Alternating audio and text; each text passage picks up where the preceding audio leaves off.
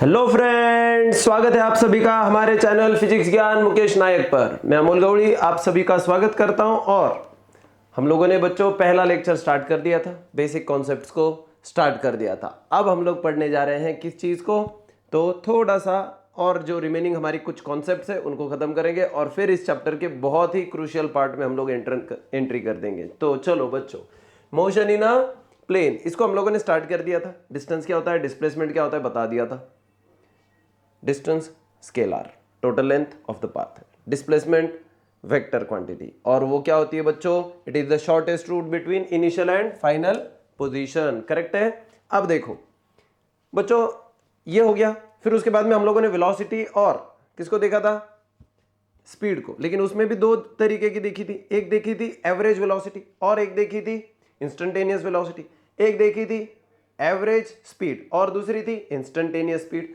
ज्यादा डिफरेंस नहीं है, लेकिन बेसिक फॉर्मूला मैं आपको यहां पे अभी लिख के दे रहा हूं फिर से एक बार। v is equal to x2 minus x1 upon t2 minus t1। इसको याद रखना बच्चों, it is a change in displacement upon change in the time. So ये एक वेक्टर क्वांटिटी बच्चों, ये बताया था इसके पहले, और फिर हमारा काम यहां तक आके खत्म हो गया था। और फिर इंस्टेंटेनियस को बस यही है, बस इसको हम लोगों ने क्या किया था बच्चों, तो इंस्टेंटेनियस को हम लोगों ने देखा था कि it is a limit delta T tends to zero, then it is delta X upon delta T, nothing else. इसको ही आप लोग कह सकते हो dx बाय dt। करेक्ट है कि नहीं, ये भी देखा था हम लोगों ने, तो ये हमारे लिए बहुत जरूरी है दोनों। अब ये तो हो गया फॉर्मुलेशन और उसकी कॉन्सेप्ट्स, लेकिन अब हम लोगों को कल एक छोटा सा पार्ट जो था ग्राफिकल मेथड, उसके थ्रू पहले हम लोग यहां से स्टार्ट करेंगे, ताकि हम लोगों को कल का रिवीजन का टच भी आ जाएगा। और फिर आज हम लोग नए से एक्सेलरेशन के पास चलेंगे, एक नई सी कॉन्सेप्ट। ठीक है, होपफुली आप लोगों को ये समझ में आ रहा है। तो अभी देखते हैं, सबसे पहले अभी हम लोग देखेंगे ग्राफ को। बच्चों अगर ग्राफ का सवाल आता है तो बेसिक चीज है एकदम। अभी आप लोग जस्ट 10th पास आउट हो चुके हो और अभी आप लोगों को उसके बेसिक्स तो क्लियर होंगे। मोशन चैप्टर 9th में था, और जिन टीचर्स ने आपको मोशन चैप्टर पढ़ाते वक्त ग्राफ के थ्रू नहीं पढ़ाया होगा, वो टीचर ने फिर आपको पढ़ाया नहीं सही सेंस में, रियल सेंस में।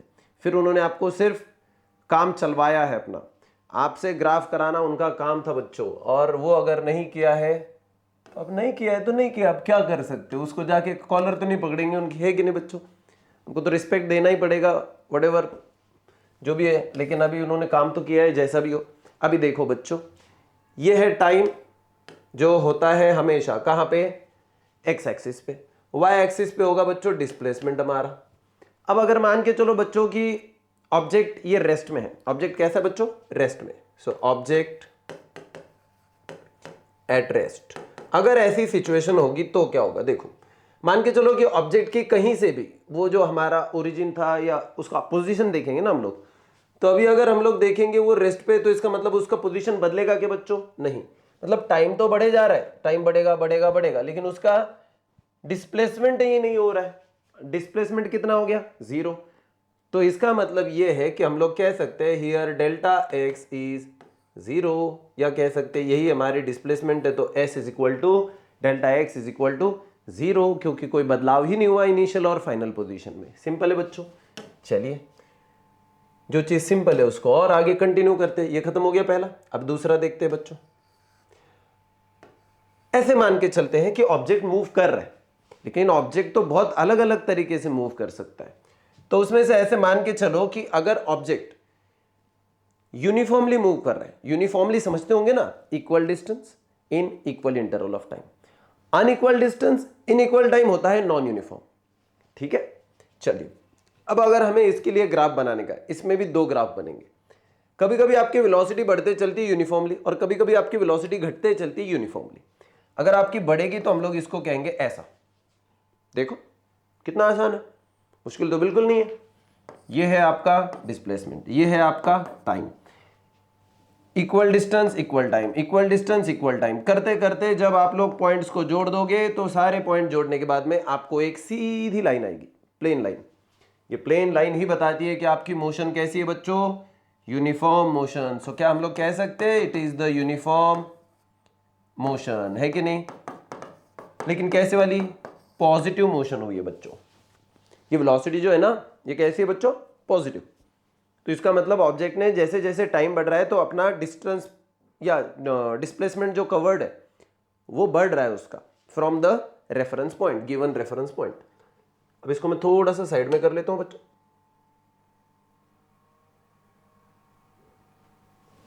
जी, इसको भी साइड में कर लेते हैं और फिर अभी देखते हैं हम लोग इसको, किसको? इसको। जी, अभी हो गया पहला, ये हो गया दूसरा। अभी हम लोग देखते हैं तीसरी कंडीशन। समझो, मान के चलो कि टाइम तो बढ़ ही रहेगा, टाइम कभी घटेगा नहीं बच्चों। जिस ग्राफ में टाइम घटने लग गया वो ग्राफ ही गलत है। टाइम कैसे घटेगा? हाँ, अगर हमको अतरंगी हरकतें ही करनी है, दिमाग ही खाने का है किसी का, तो हम लोग कुछ ना कुछ उटपटांग उसमें करेंगे। लेकिन अभी तो हमें सीधा सीधा चीज को समझना है। यहां है हमारा डिस्प्लेसमेंट और यहां है हमारा टाइम। अब बच्चों देखो, कभी कभी ऐसा हो सकता है कि आपका पोजीशन रेफरेंस पॉइंट से दूर है और फिर आप लोगों का वो डिस्प्लेसमेंट कम कम हो रहा है। तो ऐसे टाइम पे डिस्प्लेसमेंट कम होगा according to the time change. Time कभी कम नहीं होगा। सो टाइम बढ़ते बढ़ते बढ़ते जो दूर वाली पोजीशन पे ऑब्जेक्ट था उसकी डिस्प्लेसमेंट पास में आ रहा है तो कम कम होते चल रही है। सो इसको हम लोग कहेंगे negative graph of it. So uniform motion ही है। जब भी आपको ये स्लोप कैसा दिखे, स्ट्रेट लाइन, तो समझ लेने का कि मोशन कैसी है? यूनिफॉर्म। तो यूनिफॉर्म मोशन है, लेकिन वेलोसिटी ये कैसी होगी बच्चों? निगेटिव वेलोसिटी है। चलो एक और ग्राफ हो गया। 3 ग्राफ और 3 बेसिक कॉन्सेप्ट्स बेसिकली समझ गए कि आप लोग? अगर ये समझ गए हो तो बच्चों बहुत ज़्यादा मुश्किल को फेस तो करना नहीं पड़ेगा, एकदम आसान चीज़ है। चलो अब हम लोग देखते हैं इसके अगला। ये तीनों के तीनों यूनिफॉर्म के 3 टाइप हो गए। अब हम लोग देखेंगे नॉन यूनिफॉर्म में होता क्या है। ठीक है बच्चों, चलिए आगे बढ़ते हैं मेरे दोस्तों। Now what will happen in non uniform?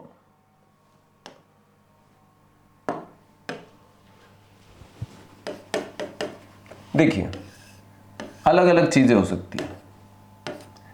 हो सकता है कभी वो ज्यादा डिस्प्लेसमेंट कवर कर रहा है, फिर वापस से कम, फिर वापस से ज्यादा, फिर ओरिजिनल की ओर आ रहा है। क्या लाइन सीधी है? नहीं। अगर लाइन सीधी नहीं है तो क्या हो गया बच्चों? Non uniform. सबसे पहले समझ लो कि ये नॉन यूनिफॉर्म है। यहां पे टाइम और यहां पे डिस्प्लेसमेंट। क्लियर है? तो इसका मतलब कभी टाइम के हिसाब से डिस्प्लेसमेंट पॉजिटिव डायरेक्शन में जा रही है, कभी निगेटिव, कभी पॉजिटिव, कभी निगेटिव। तो हम लोग इसको क्या कह सकते हैं बच्चों? ये एक्चुअली अगर देखा जाए ना तो इसको नॉन यूनिफॉर्म कहने से बेटर हम लोग ये कह सकते हैं ये ऑसिलेटरी मोशन है। कैसी मोशन है बच्चों? ये ऑसिलेटरी मोशन है। ऑसिलेशन चालू है। ऑसिलेशन में समझते हो ना, कभी ऐसा, कभी ऐसा, कभी ऐसा, कभी ऐसा। झूला झूल रहे बच्चों। सो ये देखो, ये झूला झूल रहा है। सो ऑसिलेटरी मोशन है ये। ठीक है बच्चों? सो नॉर्मली ये वाला टाइप का बहुत कम बार आएगा, लेकिन जो अगला वाला टाइप है ना वो बहुत फ्रिक्वेंटली आएगा। जैसे कि अभी ये कौन है? देखो, आपका ध्यान है ना, ये आपको बहुत बार आएगा। कौन सा है ये? एक्स इधर और टी इधर। अब देखो बच्चों, ध्यान दीजिएगा। कभी कभी ऑब्जेक्ट क्या कर लेता है, कुछ डिस्टेंस कवर कर लेता है, ज्यादा डिस्टेंस कम टाइम में। कभी कभी वो कम डिस्टेंस ट्रेवल करता है ज्यादा टाइम में। कभी कभी वो ऐसे कर लेता है फिर से। मतलब आपकी गाड़ी हमेशा जरूरी है क्या? जब भी आप गाड़ी चलाते हो तो आपको लगता है क्या कि आप यूनिफॉर्म मोशन में रहते हो? कभी never it is the case. आप कैसे भी गाड़ी चलाओ, कितने भी सुपर हाईवे पे चलाओ या कहीं पे भी चलाओ, मोस्ट ऑफ द टाइम ऐसा ही होता है। कोई गांव आ गया, स्पीड ब्रेकर आ गया, बीच में कुत्ता आ गया, कुछ भी हो सकता है, जिसके वजह से क्या होता है, आपको आपकी स्पीड को बीच में कम कराना पड़ता है। रास्ता खाली मिल गया, बढ़ाना पड़ता है। सिंपल सी चीज़ है बच्चों। देखो, कभी कभी आप डायरेक्शन भी चेंज कर लेते हो। सो अभी देखो, जब ये जिगजैग पैटर्न में आ रहा है तो हम लोग इसको कन्फर्म एक चीज कह देते हैं और वो होती है it is the non uniform motion. सबसे पहले ये समझ लो कि ये 100% नॉन यूनिफॉर्म मोशन है। ठीक है? चलो, तो आप लोग इक्वल डिस्टेंस नहीं कर रहे हो कवर इक्वल टाइम इंटरवल में, इसलिए ऐसा झिगजैग मोशन आपको नजर आएगा, इसलिए आपको नॉन यूनिफॉर्म पैटर्न नजर आएगा। हो गया बच्चों? देखो कितना आसान है ग्राफ को आइडेंटिफाई करने का और उसके हेल्प से हम लोगों को मोशन का टाइप पढ़ने का। इतना ही आसान है। अब हम लोगों को उस पार्ट की ओर जाने का है जिसको हम लोगों ने इसके पहले देखा भी है, जानते हैं हम लोग उसके बारे में। ऐसा नहीं कि हम लोग जानते नहीं है, लेकिन अभी हम लोग उसको नहीं जानते, ऐसे ही समझ के शुरुआत करेंगे, ठीक है। और वो कौन है? वो है इस पूरे चैप्टर का सबसे इंपॉर्टेंट लाडला बेटा, और वो है एक्सीलरेशन। आपने पढ़ा नहीं है, ऐसा समझ के मैं बताने जा रहा हूं, ठीक है। चलिए, तो आपका ध्यान अभी रखिएगा। ये वर्ड हम लोगों ने मोस्टली सुना नहीं होता है, लेकिन इससे रिलेटेड एक वर्ड हम लोगों ने रोज में देखा होता है, जब बचपन से सुना होता है। एक्सेलरेटर, एक्सेलरेटर गाड़ियां चलाते हो ना आप लोग, तो मैं 4 व्हीलर की तो बात ही नहीं कर रहा हूं, मैं सिर्फ 2 व्हीलर के बारे में बात कर रहा हूं। सारी की सारी 2 व्हीलर्स में, फिर वो ईवी हो, गियर वाली हो, नॉन गियर वाली हो, कैसी भी हो, उसके राइट हैंड साइड में जब आप ऐसा कर ले तो ऐसे इधर इधर कुछ नहीं रहता है, लेफ्ट हैंड को नहीं रहता है, राइट हैंड को। सो राइट हैंड को जो हैंडल होता है, हम लोग उसको थोड़ा ऐसा कर लेते हैं ना बच्चों, गाड़ी भागने लगती। वाओ, क्या बंदा होगा यार जिसने वो ढूंढा होगा। बस इतना सा मेहनत लो, इतना सा, क्या स्पीड अटेन कर लेता है कि नहीं। बस देखो, इतने से कष्ट, इतने से हल्के से कष्ट में देखो गाड़ी कितनी ज्यादा कष्ट ले लेती है, क्योंकि हमारे एफर्ट्स बचाने के लिए डेफिनेटली। तो आप इस पार्ट को क्या कहते हो उस गाड़ी के? एक्सेलरेटर। काम क्या है उसका? एक्सेलरेट करना? मतलब नहीं, एक्सेलरेटर का काम होता है एक्सेलरेट करना, लेकिन एक्सेलरेट करना ही नहीं पता ना हमको वो क्या होता है। छोड़ दो ना, फिर हम लोग दूसरी चीज में देखते हैं। इसका काम आसान भाषा में बताओ। ये स्पीड को बढ़ाता है, अगर ऐसा करोगे तो बढ़ जाती है, अगर ऐसे वापस लेके जाओ तो घट जाती है। इतना ये सिंपल है। अगर मैं गाड़ी को बस इतना करूँ ये एक्सेलरेटर को, तो गाड़ी की वेलोसिटी को बढ़ा देता है, फिर ये ऐसे कर दूं तो गाड़ी की वेलोसिटी को कम कर देता है। कितना आसान चीज है। तो वेलोसिटी का चेंज करना विद रिस्पेक्ट टू टाइम, इसको कहते हैं हम लोग एक्सेलरेशन। इतना तो ये आसान है। अब देखो बच्चों, सो क्या मैं कह सकता हूं वेलोसिटी में चेंज आ रहा है ना, और वो भी टाइम के हिसाब से। तो पहले एक टाइम, बाद में एक टाइम, पहले एक वेलोसिटी, बाद में एक वेलोसिटी। तो क्या हम लोग इसको कह नहीं सकते it is the rate of change of velocity? ये rate of change of velocity है। पहली चीज तो यही समझ लो, ये क्या है बच्चों? Rate of change of velocity. किसके हिसाब से? चेंज इन वेलोसिटी किसके हिसाब से हो रहा है? With respect to time. Correct है कि नहीं मेरे दोस्तों? सो क्या मैं कह सकता हूं इसको बेसिक लेवल पे कि acceleration is equal to change in velocity upon time interval, या कहो चेंज इन टाइम, ठीक है। अब ए से डिनोट करते हैं। अब चेंज इन वेलोसिटी कैसे निकालेंगे बच्चों? फाइनल वेलोसिटी, जिसको मैं नॉर्मली वी से डिनोट कर सकता हूं, V1 V2 किसी से भी डिनोट करो। V इनिशियल वेलोसिटी को U अपॉन टाइम इंटरवल हो गई T, तो ये हो गया बच्चों A is equal to V minus U upon T। और इसका अगर हम लोगों को ऐसा यूनिट निकालने का है, कई सारे लोगों को समझ में ही नहीं आता कि इसका ऐसा यूनिट कैसे निकालते हैं। अबे 9th स्टैंडर्ड में निकाला था। वेलोसिटी में से वेलोसिटी को माइनस कर दोगे तो वेलोसिटी ही बचेगी, मतलब मीटर पर सेकंड, डिवाइडेड बाय टाइम है मतलब सेकंड। तो फाइनली ये इन्वर्स होके इसको मल्टीप्लाई करेगा तो क्या हो जाएगा? मीटर पर सेकंड का स्क्वायर। कितना आसान है बच्चों। अगर किलोमीटर पर आवर स्क्वायर में निकालेंगे तो भी चलेगा, जो भी आएगा, लेकिन आप लोगों को ये पता होना चाहिए क्योंकि ये बहुत जरूरी है। एक्सेलरेशन हो चुका है। एक्सेलरेशन कितना आसान है। अगर मैं आपको कहूं कि इसको थोड़ा सा अलग से टर्म में लिखते, जैसे कि अभी एक्सेलरेशन है बच्चों, तो डेफिनेटली एक वेक्टर क्वांटिटी आ रही है। अब अगर ये एक वेक्टर क्वांटिटी तो उसको वेक्टर के फॉर्म में लिखेंगे, तो देखो अब थोड़ा सा मैं इसको सही तरीके से करता हूं, ठीक है। आपका ध्यान यहां पे रखिएगा। Acceleration vector A is equal to final velocity V2 ले लेते हैं, इनिशियल वेलोसिटी V1 ले लेते हैं, वो दोनों भी वेक्टर है। नीचे टाइम इंटरवल है, इसका मतलब वो टाइम T1 और टाइम 2T के बीच का डिफरेंस है, मतलब T2 माइनस T1 है। आ गया कि नहीं बच्चों? सिंपल, बहुत सिंपल, बहुत बहुत बहुत सिंपल। मुझे नहीं लगता कि इसमें बहुत कॉम्प्लिकेशंस है। कॉम्प्लिकेशंस तो है ही नहीं, कहां बात करें उसकी? जहां है ही नहीं उसकी क्यों बात करें हम लोग, ठीक है। चलिए, अब एक्सेलरेशन अगर आप लोग समझ गए होंगे, अभी मुझे अगर इंस्टेंटेनियस एक्सेलरेशन निकालने का तो कुछ नहीं करने का, बस क्या करने का बच्चों? उसको लिमिट के साथ जोड़ देने का। कि अगर टाइम इंटरवल बहुत छोटू सा है, ये तो हो गया। अब देखो इंस्टंटेनियस, ठीक है, एक्सेलरेशन, ठीक है। सो ए इज इक्वल टू, अब देखो इंस्टंटेनियस एक्सेलरेशन क्या होगी। इंस्टंटेनियस मतलब बहुत बहुत कम टाइम पीरियड के लिए, बहुत बहुत कम टाइम पीरियड के लिए। तो जब मैं बहुत कम टाइम पीरियड के लिए बात करता हूं ना बच्चों, तो मैं कह देता हूं उसको limit delta T tends to 0। मैं बेटा औरंगाबाद में पढ़ा हूं, और औरंगाबाद में मैंने एक मैथ्स के लिए क्लास थी हमारी, ठीक है। सर का नाम मैड बोल के फेमस था बहुत, उनका स्टार्ट था M.A. देशपांडे। तो हमारे सर इतने इंटरेस्टिंग थे, मतलब जो भी मेरे बैचमेट्स होंगे अगर उन्होंने गलती से मेरा वीडियो देख लिया तो उनको सर की याद भी आएगी, पक्का आएगी, क्योंकि सर को कोई नहीं भूल सकता लाइफ में, ऐसे मास्टर आदमी था ये। और औरंगाबाद के लिए क्या कह सकते हैं हम लोग, प्राउड थे।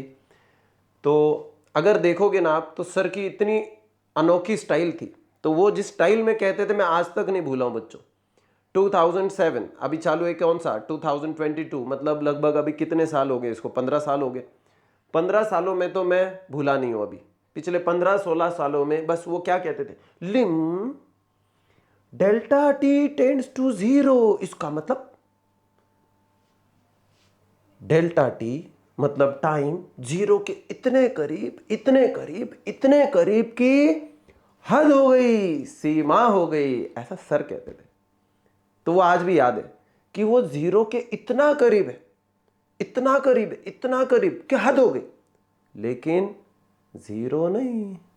इसका मतलब टाइम को 0 बुला रहा है, लेकिन वो जाएगा नहीं, पास में जाएगा, बहुत पास में जाएगा, लेकिन उसको चिपकेगा नहीं, एकदम पड़ोस में।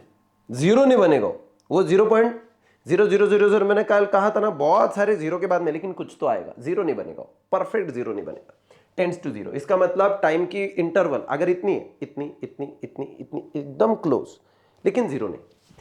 तो ये जो है ना, ये हो गया बच्चों एक्सेलरेशन। अब इसमें ये कहां से आएगा, अभी ये तो चेंज इन द वेलोसिटी है, तो क्या मैं इसको ऐसा नहीं लिख सकता हूं, delta we upon delta T हो गया बच्चों। क्या मैं इसी को ऐसे नहीं कह सकता, यही तो है dv अपॉन dt। इसके पहले हम लोगों ने देखा था ना अभी वेलोसिटी के लिए, बस यही है वो। कितना आसान है बच्चों, ये खत्म है जी जी जी जी। अब हम लोग बढ़ेंगे आगे और फिर हम लोग देखेंगे इसके टाइप्स। मेरे दोस्तों टाइप्स देखने, एक्सेलरेशन एक टाइप की नहीं होती बच्चों, एक्सेलरेशन के होते हैं 3 टाइप। एक है पॉजिटिव एक्सेलरेशन, एक है नेगेटिव एक्सेलरेशन, एक है जीरो एक्सेलरेशन। सो चलो देखते हैं 3 टाइप्स। कितना आसान है वो आपको देखते ही समझ में आ जाएगा। तो चलो एक्सेलरेशन कितने टाइप से बच्चों, एक्सेलरेशन के टाइप से, ओके। सो एक्सेलरेशन के टाइप, सबसे पहला बच्चों positive acceleration. Positive acceleration positive है, एकदम सिंपल सी बात बताता हूं, ठीक है। जब हमारी ये देखो इधर वेलोसिटी है और जब यहां पे हमारा टाइम है, यहां वेलोसिटी यहां टाइम, टाइम हमेशा कहां पे, इधर नीचे एक्स एक्सिस पे। अब अगर मान के चलते हैं कि आपकी वेलोसिटी बढ़ रही है, टाइम जैसे जैसे जा रहा है, टाइम तो बढ़ ही रहा है, लेकिन साथ में आपकी वेलोसिटी बढ़ रही है। तो देखो बच्चों होगा ये, अगर आप रेस्ट से स्टार्ट करोगे तो 0 वेलोसिटी थी, बाद में बड़ी बड़ी बड़ी बड़ी बड़ी ऐसे बड़ी, यूनिफॉर्मली बड़ी, बिल्कुल बड़ी, यूनिफॉर्म एक्सेलरेशन है, यह है यूनिफॉर्म एक्सेलरेशन। लेकिन कैसी, पॉजिटिव। अब देखो इसमें जो फाइनल वेलोसिटी है ना, जब आप लोग इसको कैलकुलेट करोगे इसका नंबर बड़ा है। जब आप लोग इनिशियल वेलोसिटी किसी भी पॉइंट पे, मैं बता रहा हूं किसी भी पॉइंट पे अगर देखेंगे, ये किसी भी, फिर यहां पे टाइम था t1 और यहां पे था टाइम t2, तो किसी भी टाइम t1 और t2 के बीच में देखोगे तो पहले इनिशियल वेलोसिटी छोटी थी, बाद में फाइनल वेलोसिटी बड़ी हो गई। तो इसका मतलब क्या हुआ, वेलोसिटी बढ़ गई। So when velocity increases, if velocity increases with time, हम लोग क्या कहेंगे, it is a positive acceleration. क्यों पॉजिटिव कहेंगे, देखो नंबर को थोड़ा सा एक एग्जाम्पल के साथ में देखते हैं। जैसे कि समझो, मान के चलो हमारी फाइनल वेलोसिटी ज़्यादा है, मतलब 40 मीटर पर सेकेंड, मान के चलते पहले वेलोसिटी थी 10 मीटर पर सेकेंड, मान के चलो ये चेंज होने के लिए अभी पहले वाला टाइम और बाद वाला टाइम, इसमें मतलब मैंने दोनों का इंटरवल लिख देता हूँ क्योंकि हर बार वो टाइम का ये लेने की जरूरी नहीं, 5 सेकेंड लग गए बच्चों। अब अगर मैं आपको पूछूंगा कि कितना एक्सेलरेशन हुआ तो सिंपल सा फॉर्मूला है उसका, v2 minus V1, v2 minus V1 कितना बच्चों 30 divided by t2 minus t1 कितना 5, तो ये हो गया 6 मीटर पर सेकेंड स्क्वायर। क्या ये नंबर पॉजिटिव है कि निगेटिव है? पॉजिटिव है, खत्म। फिर ये होगी हमारी पॉजिटिव एक्सेलरेशन। सिंपल है क्या बच्चों? सिंपल है, सिंपल तो है, ठीक है। चलिए इसको थोड़ा साइड में रखते हैं और फिर अभी हम लोग देखते हैं दूसरा टाइप। और हमारा दूसरा टाइप क्या है मेरे दोस्तों? दूसरा टाइप है हमारा निगेटिव एक्सेलरेशन। क्या है? Negative acceleration. ये जो बच्चों निगेटिव एक्सेलरेशन है ना, इसको थोड़ा सा ध्यान देके सुनिएगा। जब भी हम लोग निगेटिव एक्सेलरेशन के बारे में बात करेंगे तो निगेटिव एक्सेलरेशन थोड़ा सा ध्यान दीजिएगा, इसको दो नाम और है। इसको हम लोग कहते हैं रिटार्डेशन, क्योंकि स्पीड रिटार्ड हो जाती है इसलिए उसको कहते हैं रिटार्डेशन।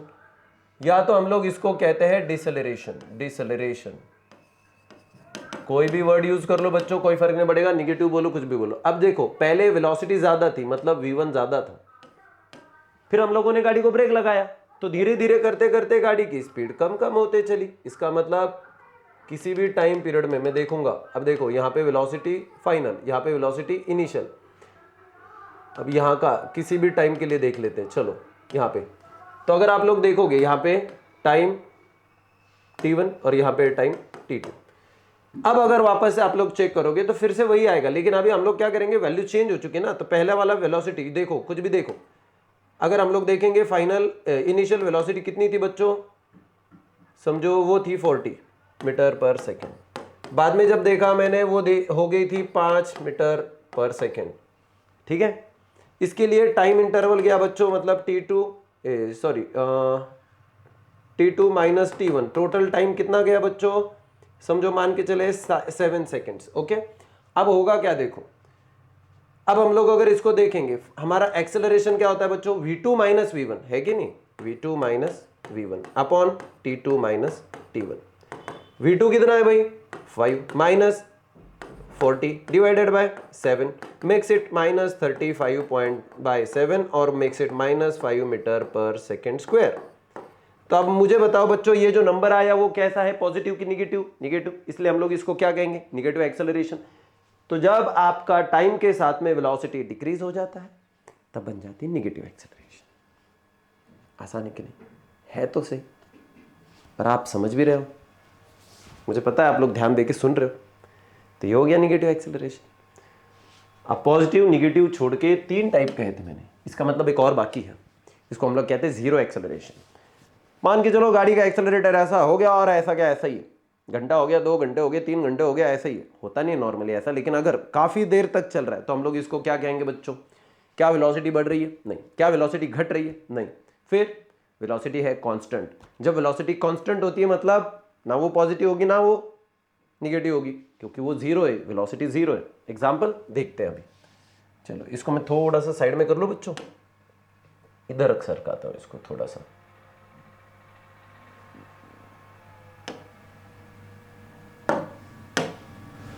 जी चलिए, अब है थर्ड टाइप बच्चों जिसको हम लोग कहते हैं जीरो एक्सेलरेशन। चलो जो भी है, हाँ जी, ये है आपका एक्स और वाई, इधर वेलोसिटी और इधर है टाइम, ठीक है। अब देखो ऑलरेडी मैं गाड़ी किसी ना किसी वेलोसिटी पे, समझो मैं गाड़ी को 60 किलोमीटर पर आवर की स्पीड से चला रहा हूँ और आगे के 2-3 घंटे में उतने ही वेलोसिटी से चला रहा हूँ, तो क्या मेरी वेलोसिटी बढ़ेगी टाइम के हिसाब से? नहीं। घटेगी? नहीं, वो तो कांस्टेंट है। तो यहाँ पे v कौन सा है बच्चों? कांस्टेंट है। तो अगर वेलोसिटी कांस्टेंट है तो चेंज इन वेलोसिटी, मतलब फाइनल वेलोसिटी अगर मुझे पूछोगे आप, v2 माइनस इनिशियल वेलोसिटी, अब ये दोनों भी सेम है तो क्या हो जाएगा? Zero. So change in velocity है बच्चों जीरो। तो जब वेलोसिटी का चेंज नहीं होता ना तो इसलिए हम लोग इसको क्या कहते हैं? Zero acceleration. अब टाइम कितना भी जाने दो, लेकिन zero upon anything will acceleration भी हो जाएगा जीरो एक्सेलरेशन। अब जब जीरो एक्सेलरेशन है तो इसको हम लोग कहते हैं जीरो एक्सेलरेशन। मुश्किल क्या है, वेलोसिटी कांस्टेंट है, खत्म। किसी भी टाइम इंटरवल में देख लो इसको, ये t1 ये t2, अब इसका v1 और v2 दोनों एक ही लाइन पे है, इसलिए सेम हो गया बच्चों। क्लियर है अभी ये जी। वेलोसिटी का, एक्सेलरेशन का समझना, एक्सेलरेशन का पॉजिटिव, नेगेटिव और जीरो इन तीनों टाइप्स में समझना, ये सबसे क्रूशियल वाला पार्ट होता है बच्चों। ये तीनों के तीनों ग्राफ जो है वो यहाँ पे देख लो, चाहे तो इनको देखो, इनके नेचर को देखो बच्चों। ये ऐसा है, ये ऐसा है और ये देखो ऐसा है। तो ग्राफ के हिसाब से आपको समझ में आना चाहिए, पैरेलल टू द टाइमलाइन ये और ये इंक्रीजिंग डिक्रीजिंग ऑर्डर में। सो स्लोप अगर आप लोग देखोगे तो आपको समझ में आ जाएगा। क्लियर है। अब मैं आपके लिए एक जानकारी के लिए एक और चीज़ बताने जा रहा हूँ जो कि बहुत इंपॉर्टेंट है, बहुत इंपॉर्टेंट है, क्योंकि इसको लेके हम लोग आगे 12th में भी कुछ चैप्टर्स में ग्राफिकल मेथड से पढ़ने वाले हैं, एकदम पक्का पढ़ने वाले। तो इसके लिए हम लोगों को बच्चों देखो क्या है ना कि थोड़ा सा तैयार रहना पड़ता है। तो अब मैं क्या बताने जा रहा हूं उसको ध्यान दीजिएगा। चलिए इसको मैं थोड़ा सा ऊपर खिसका देता हूं जी। चलिए मेरे दोस्तों अभी ध्यान दीजिएगा, जब भी आपके पास ग्राफ है, एक साइड में है वेलोसिटी, दूसरी साइड में है टाइम, जब आपके पास ये दोनों चीजें हैं तो आप लोग थोड़ा सा ध्यान दीजिएगा। फिर उसका नेचर कैसा भी हो, यूनिफॉर्म हो, नॉन यूनिफॉर्म हो, कैसे भी हो, मैं क्या बता रहा हूं ध्यान दीजिएगा। मान के चलो यहां से शुरुआत हुई और ऐसा हुआ। अब मैंने कहीं से भी काउंटिंग चालू कर दी। मैंने कहा कि भाई मुझे यहां से लेके t1 टाइम से लेके ये जो t2 टाइम है, इसके बीच में देखो t1 टाइम पे वेलोसिटी लेंगे हम लोग v1 और t2 टाइम पे ले लेंगे वेलोसिटी v2। अब देखो भाई साहब ध्यान दीजिएगा, बहन जी ध्यान दीजिएगा। अब अगर मैंने ये t1 और t2 इसके बीच में ये जो एक्सेलरेशन की लाइन है, इसको मैंने अगर एरिया को शेड कर दिया तो ये हमें देगा डिस्टेंस कवर्ड। क्या देगा बच्चों? Distance covered. तो क्या मैं कह सकता हूं here the distance covered is equal to the area of shaded region. तो शेडेड रीजन देगा आपको उस टाइम के बीच में जितना उसने डिस्टेंस कवर किया है वो। ग्राफ उल्टा आपको बहुत हेल्पफुल रहेगा, जबकि आप लोगों को सिर्फ फॉर्मूला सफिशिएंट नहीं रहेगा, ग्राफ बहुत मदद करेगा। ठीक है बच्चों। अब देखो, अब अगर मैंने यहां पे इनकी वैल्यूज को ले लिया और फिर अगर इसको मैंने पुट कर दिया, एरिया निकालने का है ना, ये तो ट्रेपेजियम हो गया। तो अगर मैं एरिया ऑफ ट्रेपेजियम निकालूंगा, जो भी होगा इसको कुछ नाम दे देंगे, वो क्या रहता है रे? Half into sum of two parallel sides, sum of two parallel sides into perpendicular distance between the two parallel sides, into perpendicular distance। अब देखो इसको मैं नाम ले देता हूं, ये है P, ये है Q, ये है R, ये है S। तो अभी आसान काम है, half into sum of two parallel side. Parallel side कौन है? PQ और RS। So PQ plus RS sum हो गई पैरेलल साइड की, इंटू द परपेंडिकुलर डिस्टेंस। अब इन दो पैरेलल को परपेंडिकुलर कौन है? PS, तो इंटू हो गया PS। बच्चों अगर ये फॉर्मूला यूज करोगे ना तो आपको डिस्टेंस आ जाएगा, देख लेना आप लोग। ये मैं इसलिए बता रहा हूं क्योंकि अभी हम लोग जो काइनेमेटिक इक्वेशंस लाने हैं इसके तुरंत बाद में, उनमें ये काम में आने वाला है कि आपको पता होना चाहिए कि अगर मुझे डिस्टेंस निकालने का है तो मुझे क्या करना चाहिए। तो ये आपको क्लियर होना चाहिए। ठीक है बच्चों। चलिए अब दोस्तों, अगर आप लोगों का अच्छे से ध्यान है, ये तो हो गया वही यूनिफॉर्म मोशन के बारे में जब हम लोग करेंगे। अगर मोशन नॉन यूनिफॉर्म रही तो क्या, तो भी ऐसे ही कुछ करेंगे, देखते हैं, ध्यान दीजिएगा। अगर मोशन कैसी है? नॉन यूनिफॉर्म जी, एक्सेलरेशन इज नॉन यूनिफॉर्म। तो अभी एक्सेलरेशन अगर नॉन यूनिफॉर्म है तो कुछ भी नेचर की हो सकती है। उसको हम लोग समझने के लिए एक बेसिक पहले एक नेचर देखते हैं। मान के चलो ऐसा कुछ है, ठीक है, नॉन यूनिफॉर्म में हो गया ना। तो अब देखो इसको समझने के लिए हम लोग क्या करेंगे, कहीं से भी 3 पॉइंट पे चेक करेंगे। ठीक है,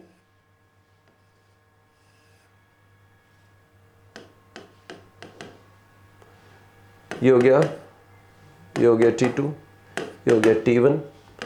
यहाँ पे कुछ तो वेलोसिटी होगी V1, यहाँ पे देख लोगे वेलोसिटी होगी V2, यहाँ की वेलोसिटी को ले लेंगे V0। ठीक है बच्चों। चलिए, और यहाँ से एक टेंजेंट ड्रॉ करना बाकी जी। जी ध्यान दीजिएगा, ये इसको समझना आपकी जिम्मेदारी है और इसको समझाना मेरी जिम्मेदारी है। तो अब मैं जो बता रहा हूं उसको ध्यान देके सुनिएगा, बहुत इंपॉर्टेंट पार्ट है बच्चों। अब मैंने ये तो देखा है कि शेडेड रीजन T1 और T2 टाइम के बीच में अगर मैं किसी एरिया को शेड कर देता हूं तो बच्चों देखो वो क्या देगा आपको, वो देगा आपको ये, जैसे ये इसको शेड कर दिया, वो देगा आपको distance covered with in that time. Correct है कि नहीं भाई? राइट, तो ये शेडेड रीजन है। अब अगर मैं आपको कहूंगा कि कितना डिस्टेंस कवर हो चुका है तो डिस्टेंस कवर्ड कैसे आएगा रे, बताओ तो। नॉर्मली डिस्टेंस कवर्ड का formula with in the time limit T1 से लेके T2, हमें इंटीग्रेट कर रहे हैं ना, छोटा छोटा छोटा छोटे चीज़ों को ऐड कर देंगे।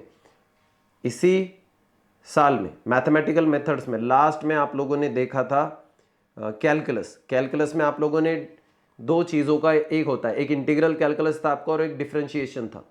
तो अगर नहीं है, मैं आपको एक सुझाव दूंगा बच्चों, कई सारे लोगों का ग्रुप होता है पीसीबी, तो फिजिक्स केमिस्ट्री तो कंपलसरी है, बायो उसमें ले लेते हैं और कुछ लोग मैथ्स को ऑप्ट नहीं करते। कोई बात नहीं बच्चों, वो आपकी मर्जी। लेकिन जिन लोगों ने इसको ऑप्ट नहीं किया है उन लोगों ने भी मैथ्स के कुछ फंडामेंटल टॉपिक्स को अटेंड करना है, जैसे लिमिट्स, उसको अटेंड करो बेसिक्स समझने के लिए, बेसिक्स। दूसरी चीज़, उन्होंने डेरिवेटिव वाला टॉपिक कवर कर लेना चाहिए, मतलब डिफरेंशिएशन। और तीसरी, उन्होंने इंटीग्रेशन को भी करना चाहिए, not for the exam purpose but for understanding the physics. Basics जहां आते हैं, फिजिक्स में इतनी सारी डेरिवेशन है, आपको बार बार डिफरेंशिएशन और इंटीग्रेशन का काम में आएगा।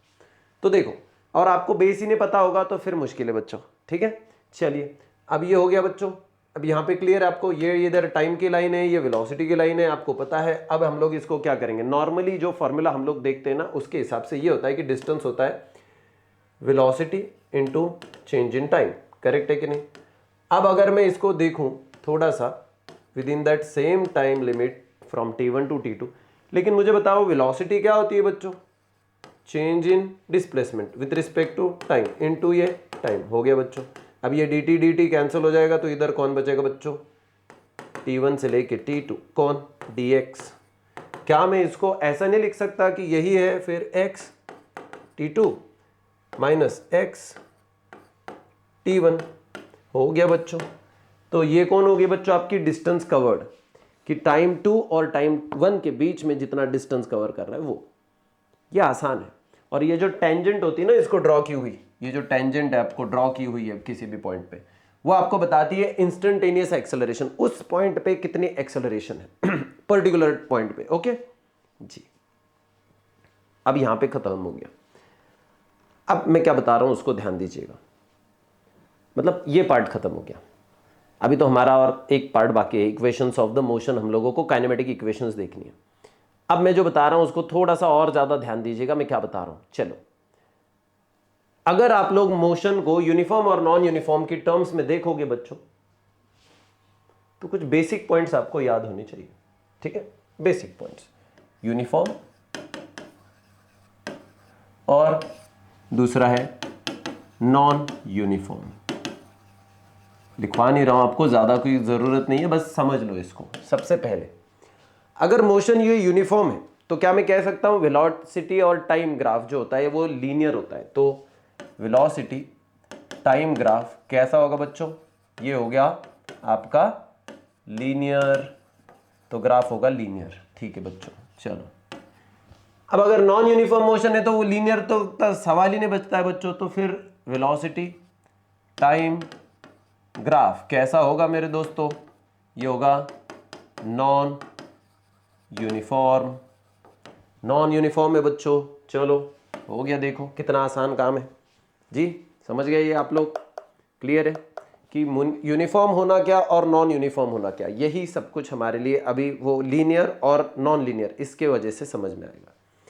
अब अगर आप लोग देखोगे यूनिफॉर्म में देखो या नॉन यूनिफॉर्म में देखो, अगर आप लोग एरिया ऑफ शेडेड रीजन निकालोगे, एरिया ऑफ शेडेड रीजन, इधर भी और इधर भी, हाँ इधर भी डिट्टो आएगा, जो भी है same. Area of shaded reason आपको क्या देता है बच्चों? Distance covered in that time. ठीक है, तो ये इधर भी वैसे ही है, नॉन यूनिफॉर्म में भी ऐसे ही होगा। अब सबसे लास्ट में अगर मैं देखता हूं, अगर मैं स्लोप देखता हूं वेलोसिटी वर्सेस टाइम ग्राफ में, ये है स्लोप, ये कौन हो गया बच्चों, ये स्लोप वाली जो लाइन है ये क्या दिखाती है बच्चों, एक्सेलरेशन। ठीक है, अब स्लोप जो है इसमें, अभी अगर इधर देखूंगा मैं तो इधर एक स्लोप नहीं होता, लेकिन एक टेंजेंट जो ड्रॉ करते हैं हम लोग किसी भी पॉइंट पे, so that tangent gives you the instantaneous acceleration at that point at that time. ठीक है बच्चों, खत्म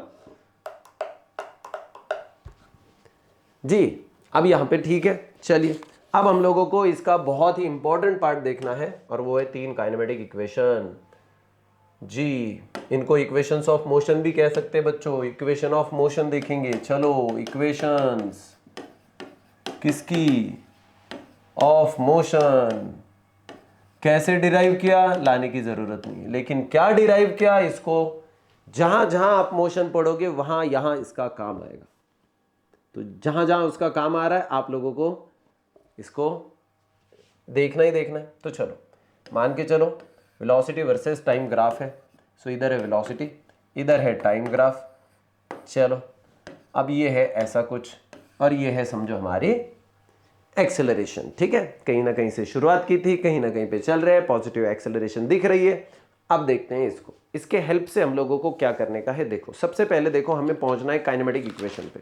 क्या आपको पता है काइनेमेटिक इक्वेशन क्या होती है बच्चों, ऐसी वाली इक्वेशंस है कि जिन इक्वेशंस को, ध्यान है ना आपका, ऐसी वाली इक्वेशंस कि जिन इक्वेशंस को हम लोग यूज करके डिस्टेंस डिस्प्लेसमेंट जो भी हो, उसके बाद में initial velocity, final velocity, acceleration, time, इनमें से कोई भी चीज निकाल सकते हैं। इसलिए हम लोगों को 3 इक्वेशंस की जरूरत पड़ती है। तो वो है पहला वाला तो बहुत फालतू वाला है जिसको हम लोग पहले भी देख चुके हैं, मैं बताऊंगा आपको। लेकिन देखो पहली वाली इक्वेशन है v is equal to you plus A T, v is equal to you plus A T. ये बच्चों कौन है, फर्स्ट काइनेमेटिक इक्वेशन। ठीक है, सेकेंड बच्चों याद रखना s is equal to U T plus half A T square. इसमें कंडीशन बाद में देखेंगे हम लोग, सबसे पहले अभी हम लोग देखेंगे सिर्फ इनको, इन इक्वेशंस को। और जो तीसरी है ना मेरे दोस्तों, वो है s is equal to V square minus U square upon 2a जी। अब कुछ लोगों को लगेगा इधर डिस्प्लेसमेंट की 2 है क्या, कुछ भी करो इसको, आप एक्सेलरेशन के लिए ला सकते हो, इसको फाइनल वेलोसिटी के टर्म में लिख सकते हो, आपकी मर्जी। अब ये कहीं आपने देखा देखा सा लग रहा है क्या, दिखाऊं क्या मैं, ये बिल्कुल देखा देखा सा लग रहा है। कैसे, एक काम करो, u को इधर लेके जाओ, u इधर ऐड हो रहा है, इधर जाके माइनस होगा, तो v माइनस यू, करेक्ट है क्या। इधर कौन बचेगा, ए टी, उसमें से t जो है ना वो मल्टीप्लाई कर रहा है, उसको जाके इधर डिवाइड कर दो, तो हो गया t। कौन बचा, अरे ये तो फॉर्मूला देखा है पहले, ये तो बहुत पहले ही देखा है हम लोगों ने। एक्सेलरेशन आज शुरुआत ही यहीं से की थी, है कि नहीं। तो ये और ये एक ही है, मुझे नहीं पता उन्होंने क्यों ऐसा लिखा, लेकिन मेरे लिए तो ये अगर फॉर्मूला है तो चलो इतना याद रख लो, ठीक है। अब सवाल आता है ये, इसमें भी कंडीशंस आती है बच्चों। अगर इनिशियल वेलोसिटी 0 हो जाए तो ये सिर्फ हाफ ए टी स्क्वायर है। अगर कोई ऑब्जेक्ट अपनी मोशन को रेस्ट से स्टार्ट करता है, कहां से, रेस्ट से। अब यहां पे ऑलरेडी रेस्ट से नहीं शुरू किया था, यहां ऑलरेडी कुछ तो वेलोसिटी थी, इसलिए ये फॉर्मूला करेक्ट है। अगर मैं यहां से ले लेता तो मैं ये कहता कि u इज इक्वल टू 0 होता, कब, अगर यहां से शुरुआत करता तो अभी जैसा है, पहले तो कंडीशन को कभी भी पुट कर सकते हो, नॉर्मल जो बेसिक फॉर्मूला है उसके स्ट्रक्चर को याद रखो। और अभी ये सवाल है, अब ये सवाल ये है कि ये आते कैसे हैं, इनको डिराइव कैसे किया। कुछ नहीं बच्चों, इसको तो ग्राफिकल मेथड से कंस्ट्रक्शन वगैरह करके इधर से लाइन ड्रॉ करो, इधर से करो, this line is equal to this, फिर यहाँ से एक परपेंडिकुलर ड्रॉ करो, और फिर ये, ठीक है। बचपना काफी हो गया, अब ठीक है, अब थोड़ा सा आगे बढ़ते हैं। डिस्टेंस को निकालने के लिए हम लोगों ने एरिया ऑफ शेडेड रीजन निकाला, उसके थ्रू अब उसमें हम लोगों ने रेक्टेंगल का फॉर्मूला और प्लस ट्रायंगल ऐसे ऐड कर दिया। ट्रेपेजियम ये ऐसे बनता है बच्चों, ऐसे समझो। तो अगर ऐसा बना तो हम लोग उसको क्या करेंगे, area of triangle plus area of rectangle. अगर ऐसा हम लोग ले लेते तो भी एरिया ऑफ ट्रेपेजियम आ जाएगा, तो उसके फॉर्मूला से ही आता है, और इसको तो सीधा ट्रेपेजियम का फॉर्मूला यूज करके आ जाता है। ये तीनों भी इक्वेशन हम लोगों ने लाई आपकी नोटबुक में। अब भी बैठे बैठे, अब भी आप जिस भी हालत में हो अभी क्या करने का, नोटबुक उठा के लाने का, पेन लेने का और ये 3 इक्वेशंस को छापने का और तुरंत उसको लर्न करने का, अगर आपने लर्न नहीं किया होगा तो, क्योंकि ये बहुत ज़रूरी है। चलिए अब हो गया हमारा एक इंपॉर्टेंट और भी पार्ट, जो कि क्या कहता है मेरे दोस्तों, वो है आपकी इक्वेशंस ऑफ द मोशन। अब इक्वेशन ऑफ द मोशन अगर फ्री फॉलिंग बॉडी के लिए, तो मान के चलो कि मैंने क्या कर रहा हूं मैं, फ्री फॉल चाहिए जी। अब ये फ्री फॉल क्या होता है, इसको हम लोग कहते हैं मुक्त पतन। ये ऑब्जेक्ट है, अगर मैं इसको यहां से छोड़ रहा हूं बच्चों तो ये गिर रहा है, इसके ऊपर सिर्फ एक ही फोर्स है, ग्रेविटेशनल फोर्स, लेकिन ये छोड़ के एक फोर्स लगता है, लेकिन जिसको हम लोग निगलेक्ट कर देते हैं क्योंकि वो फोर्स बहुत कम है, वो होता है एयर का रेजिस्टेंस। ठीक है, तो एयर के रेजिस्टेंस को अगर हम लोग निगलेक्ट कर दे तो बाकी उसको हम लोग कहेंगे फ्री फॉल। तो ये अभी देखो रेस्ट पे था, करेक्ट है कि नहीं? अगर ये रेस्ट पे था, इसकी इनिशियल वेलोसिटी कितनी हो गई थी बच्चों, 0। तो अगर मैं यहां से इसको छोड़ता हूं तो ये नीचे जा रहा है, मैंने तो नहीं ढकेला लेकिन ग्रेविटेशन ने उसको फोर्स लगाया, इसलिए उसकी जो एक्सेलरेशन हो रही है ना, उसकी चेंज इन वेलोसिटी हो रही, वो किसकी वजह से हो रही मेरे दोस्तों, वो हो रही है, समझ लो, ग्रेविटी की वजह से। इसलिए उसकी in during the free fall for acceleration we use the G, and G is nothing but the acceleration only, acceleration लेकिन किसके वजह से है, ड्यू टू ग्रेविटी। तो अगर ग्रेविटी के वजह से है, इसलिए हम लोग अगर सारी इक्वेशंस को देखेंगे तो v is equal to you plus A t की जगह पे g t, s is equal to U T plus half a की जगह पे जी टी का स्क्वायर, और अगर यहाँ पे लिखेंगे s is equal to V square minus U square upon 2 a की जगह पे g, कोई फर्क नहीं बच्चों, इतना ही, बस a को हटाने का, g को डालने का। और हाँ, इसकी जो एक्सेलरेशन ड्यू टू ग्रेविटी है उसकी एक वैल्यू होती है, और जो कि अर्थ के क्लोजर डिस्टेंसेस के लिए, अर्थ के बहुत दूर नहीं मैं बात कर रहा हूं, अर्थ के क्लोजर डिस्टेंसेस के लिए ये वैल्यू होती है 9.8 मीटर पर सेकेंड स्क्वायर। कभी कभी इसको राउंड फिगर करने के लिए 10 मीटर पर सेकेंड स्क्वायर भी लिख लेते हैं, लेकिन हमेशा नहीं, ये वैल्यू भूल जाओ, ये वैल्यू याद रखो। क्लियर है? मैं बस आपके लिए थोड़ा सा इजी करने के लिए बता दिया हूं। अब चलो बच्चों ध्यान दीजिएगा, इधर इंपॉर्टेंट पार्ट अगेन, जब भी आप लोग ये इक्वेशंस को यूटिलाइज करने की कोशिश करोगे तो ये तब करोगे जब किसी स्टोन को ऊपर फेंकने को कहा है, या कोई ऑब्जेक्ट ऊपर से रिलीज होकर नीचे आ रहा है ऐसा कहा है, तो ये होगा। ओके, हो गया, डन। और आज के लिए अब हमारा जहां पे हम लोग फिनिश करने वाले हैं वो सेक्शन है हमारा रिलेटिव वेलोसिटी। ये समझना सबसे इंपॉर्टेंट है। मैं तो सबको इंपॉर्टेंट बोले जा रहा हूं, लेकिन ये चीज़ जल्दी से समझ में नहीं आती। जब आप लोग देखोगे ना कि ये एक रिलेटिव क्वांटिटी है, मोशन मैंने एकदम शुरुआत में कहा था कि ये एक रिलेटिव क्वांटिटी है।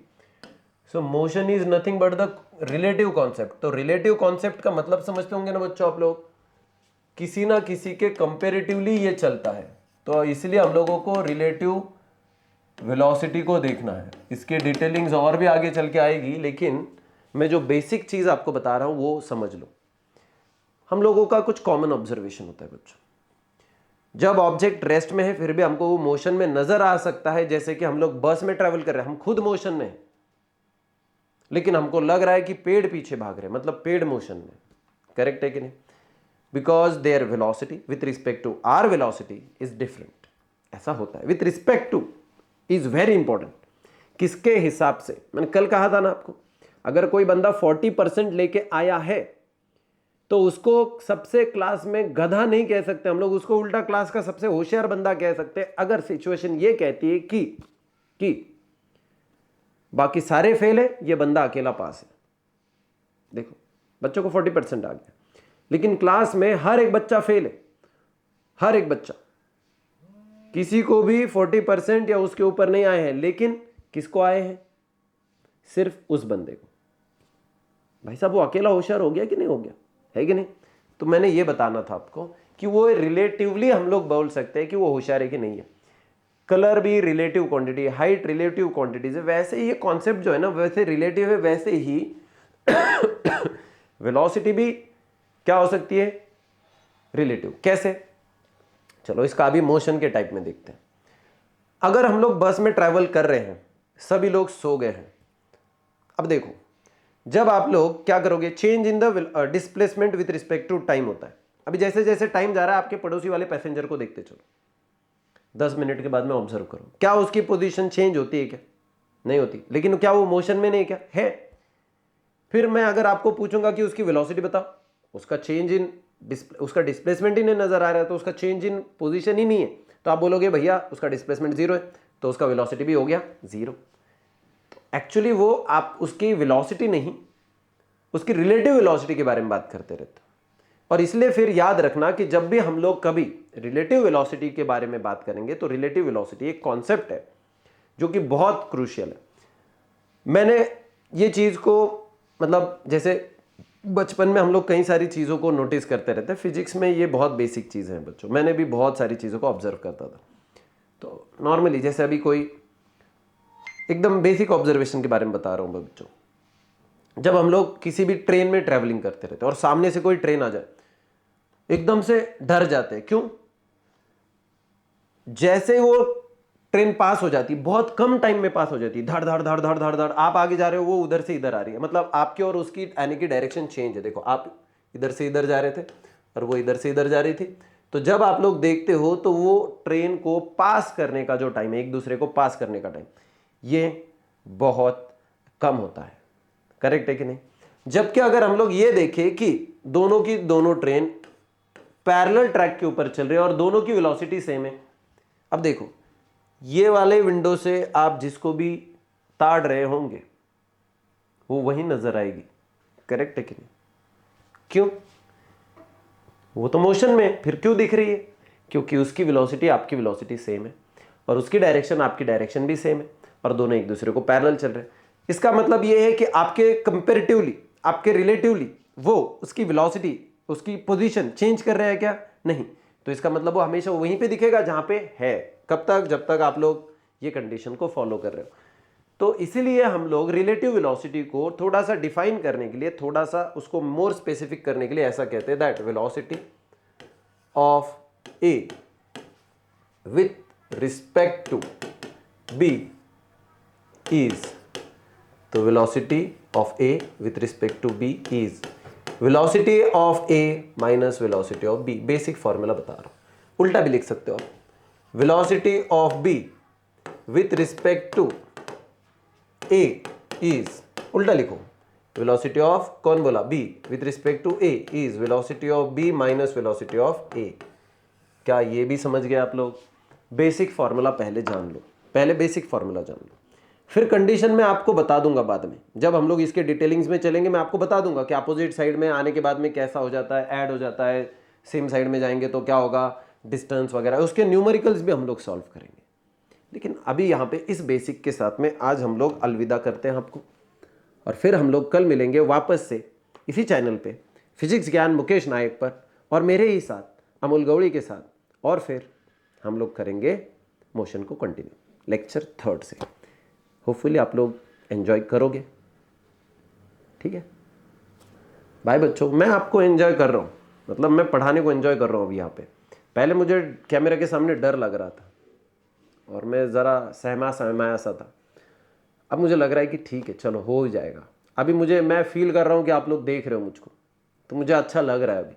ठीक है, मैं वैसे तो ऑफलाइन में पढ़ा लेता हूँ। चलिए बच्चों, बाय, सी यू ऑल, और बने रहिएगा हमारे चैनल पे फिजिक्स ज्ञान मुकेश नायक पर, और सब्सक्राइब और शेयर करना भूलिएगा मत। बाय बच्चों।